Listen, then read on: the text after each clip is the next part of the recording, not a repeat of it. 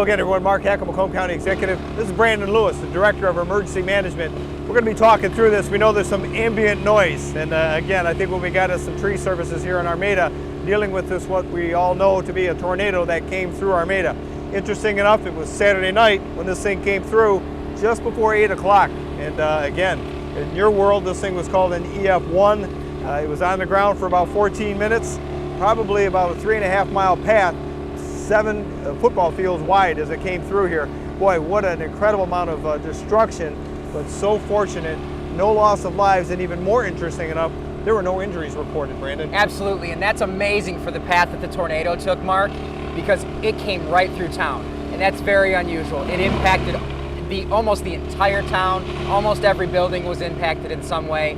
We've done some of the initial damage assessment. We found that almost 200 structures were impacted with at least some minimal damage along the way.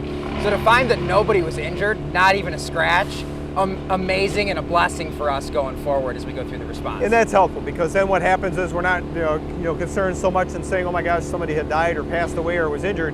The community came together, and again, immediate response on behalf of this. The first thing you see in the fire department, police department, all the emergency management personnel, and even DTE out on the scene, assessing the situation by going home to home, checking on people, see if they needed some help. Again, there were people that did need help getting out of their homes because they were stuck in their homes, but thankfully the warning system worked. People were listening to the newscasts. They were alerted. Many of them will tell their stories. They were actually in the basement. They heard it come by. But heeding all those warnings is extremely important. They did that, and so we didn't have any loss of lives. And now what we're left with is the cleanup. DTE did a phenomenal job of being out here, hundreds of workers, trying to figure out how do they restore power. They've already done it in pretty much 80% of the town, and way ahead of schedule. And I think probably by the end of the evening, they're probably going to be done. Yeah, we're looking at power being back on in most of the affected area here by the end of tonight. Most of the village is back up. They should have the rest of the village up sometime this afternoon, and the affected areas should be done.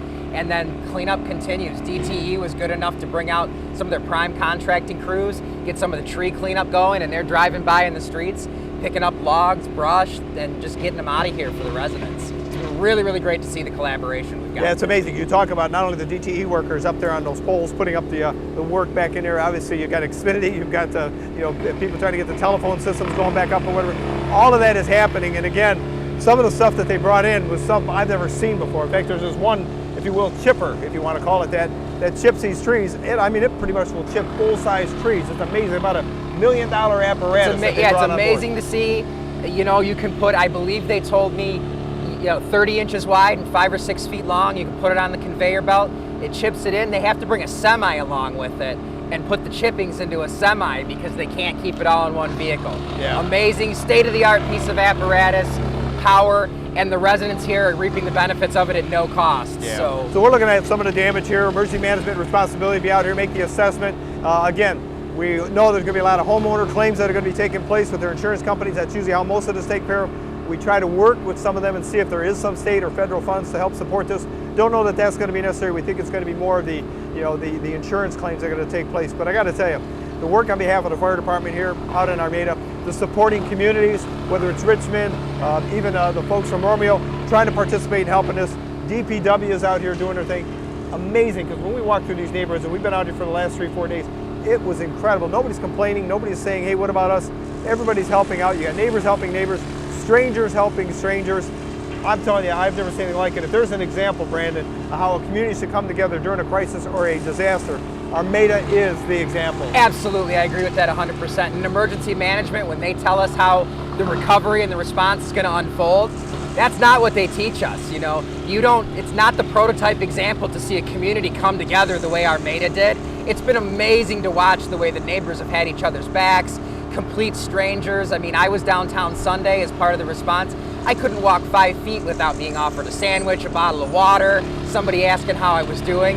It was just an incredibly good feeling to see that kind of relationship here in the community. Yeah, we had a little boy named Zach. He's actually one of the 9.5 years old kid. He's from the town. He was scared when this happened. He was all worried about it. His parents said, hey, the next day, why don't you get out there and do something good for the community and help out? He said, yes, I want to do that. Started giving water to the workers to help make him feel better, because he was really scared and he was a little concerned about it. But now I think he feels like he's part of the solution as well. 9.5-year-old boy. In fact, I saw the guy that owns the tropical smoothie up in Richmond. He was down here. He mixed a bunch of smoothies and was bringing them out here. So I am so impressed by the way people have come together in light of this COVID crisis and everything that took place and the complaining and people arguing on all sides of the issue and the politicization of it. That did not happen here. There was no politicizing of an issue. We knew there was something tangible. How do we fix this? How do we get our arms wrapped around it? I got to tell you, everybody came together to make that happen, and nobody was trying to figure out how do we outdo one another or saying we don't want that help. Everybody was willing to accept the help and wanted to be part of that solution as well. So